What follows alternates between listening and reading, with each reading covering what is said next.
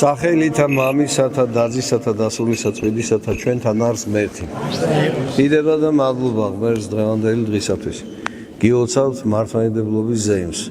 გახსოვთ გუშინ იყო ხსენება თეოდორო ტირონის და იცით ეს ისტორია, მაგრამ მცირედით გავიმეორებთ.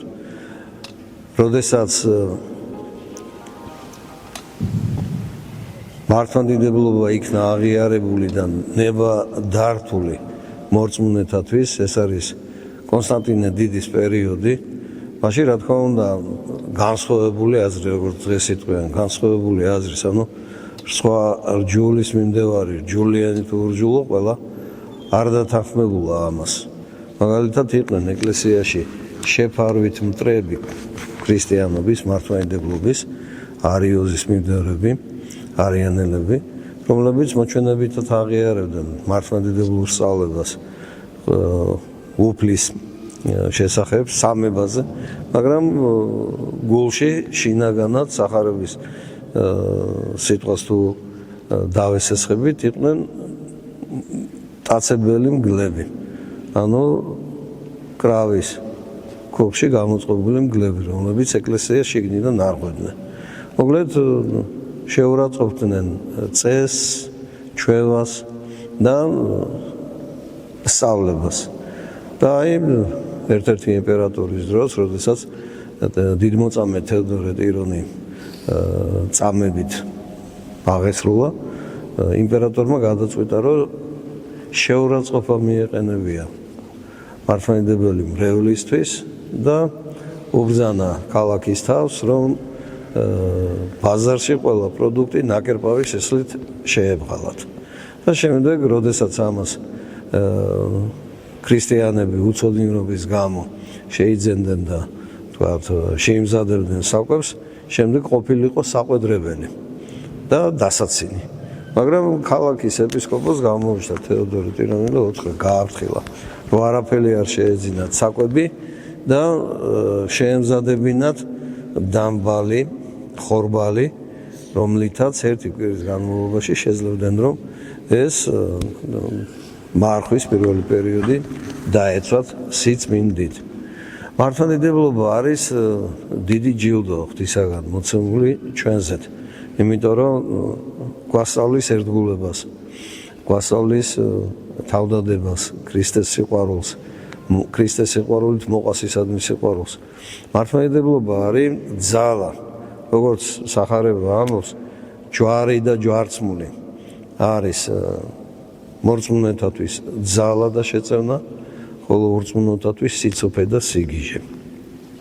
მოკლედ თეოდორო ტირონის ესეთი ზრუნვით მრევლი და ეკლესია გადარჩა იმ ხელოვნურად შექმნილ შეურაცხყოფას. დღესაც იგივე გრძელდება, ხო? ნებითუნებლიათ ადამიანები, რომელთაც სურთ ეკლესიის დაკნინება, რაღაც 1000 გვარ ხრიკებს მოძებნიან და მერე იწყებენ ყვედრებას ეკლესიის მიმართ. და დღევანდელ დღეს მთელ სამართლმადიდებლოში ხატებით, ჯვრებით ხდება მსვლელობები და იკითხება პარაკლისი, რომელშიც საგანგებო მუხლები არის ჩართული, რომ ზურგს ვაქცევთ და არ ვეთანხმებით სხვადასხვა სწავლებებს, რომლებიც ჭეშმარიტ მართლმადიდებლურ სწავლებას ამრუდებს და შეურაცხყოფას აყენებს. და ამას ხმამაღლა მღვდელი კითხულობს და ერი ამოწმებს ხმამაღალი ესეთი და სიტყვით, რომ განვეშორებით და განუდგებით და შევაჩვენებთ. აი ამ ყველა მწვალებლობას და უჯერო სწავლებას, რომელიც ეკლესიის სწავლების საწინააღმდეგო არის. მოკლედ ეს დიდი დღესასწაულია. არა მხოლოდ იმიტომ, რომ ესე აღნიშნოთ, იმიტომ რომ ეს არის სულის საცხოვნებელი სწავლება რწმენა და ეკლესია, რომლის წინამძღოლი და თავი არის თავად იესო ქრისტე. მოკლედ დიდი დღე გვაქვს დღეს და ვმადლობთ ღმერთს ამისათვის. მარხვის, დიდი მარხვის პირველი კვირა იწყება ამ დღესასწაულით, მართლმადიდებლობის ზეიმით და ეკლესიის ისტორია ყვება თეოდორე ტირონის შეწევნასა და დახმარებას. პირველი კვირა ჩვენ მოვისმინეთ ანდრია კრიტელის კანონი, სინანულის კანონი. და ეგ ძალიან ბევრი ყურადსაღები და მნიშვნელოვანი საგალობელი ითქვა, წავიკითხეთ. და ეს ალბათ თითოეული ჩვენთაგანი ამას ყოველთვის უნდა განვიცდიდეთ. რადგან ვისაც სინანული აქვს ჩადენილი წოდების საკუთარი წოდების მიმართ, ვისაც აქვს განცდა და სინანული ძველი აღთქმის აი ამ შეცდომების, იმ მამების, ბიბლიური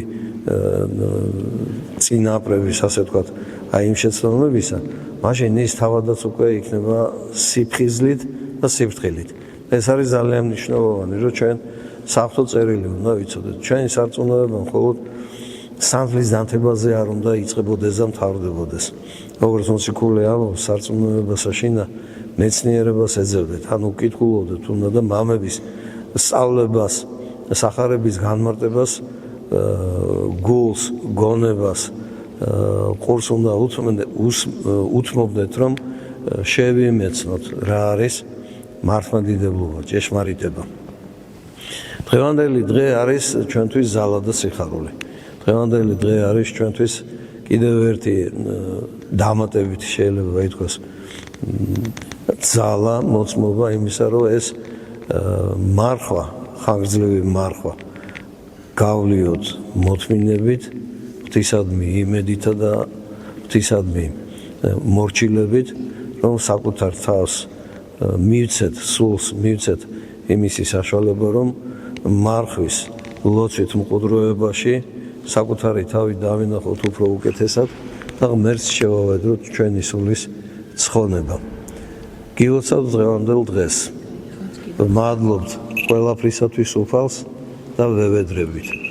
შეგვინდოს და დაგვიცოს და დაგვიფაროს ყოველი ხილული და უხილავი განსაცდელისაგან და ბოროტისაგან და ეფრემ ასურის ლოცვას ყველა ვამბობთ და კიდევ გავიმეორებთ, რომ გქონდეს უნარი საკუთარი ცოდვის განცდის და არა განკითხვის. მამები ამბობენ, ვინც საკუთარ ცოდვას ხედავს, ვინც სიკვდილზე ფიქრობს, სულიერ სიკვდილზე და შემდეგ რასაც მოყვება ხორცელია ესეთი სიკვდილი, ვინც ამ სიკვდილზე ფიქრობს, მაშინ მას უკვე აღარ რჩება არათუ დრო, სურვილი სხვაგან იკითხოს და სხვის საქმეების რჩევა დაიწყოს. და წინასწარმეტყველი დავითი კიდევ ამბობს, სიბრძნე არის შიში უფლისა, ვისაც ღვთის შიში და სიყვარული აქვს, მისთვის სათასასუფევლისაკენ მიმავალი გზა. ვიწროა ეკლიანია, მაგრამ იმედით სავსეა, რადგან ვამბობთ და ვიცით, თუ კი ჩვენთან არის ღმერთი, მაშინ აღარაფრის აღარ გვეშინია. თუ კი უფალი ჩვენი შემწე და მფარველი არის, მაშინ ვერაფერი ხილული და უხილავი ვერ დააკლებს ჩვენს რწმენას და ჩვენი სულის გადარჩენის ცხონების საქმეს. ჩვენთან არის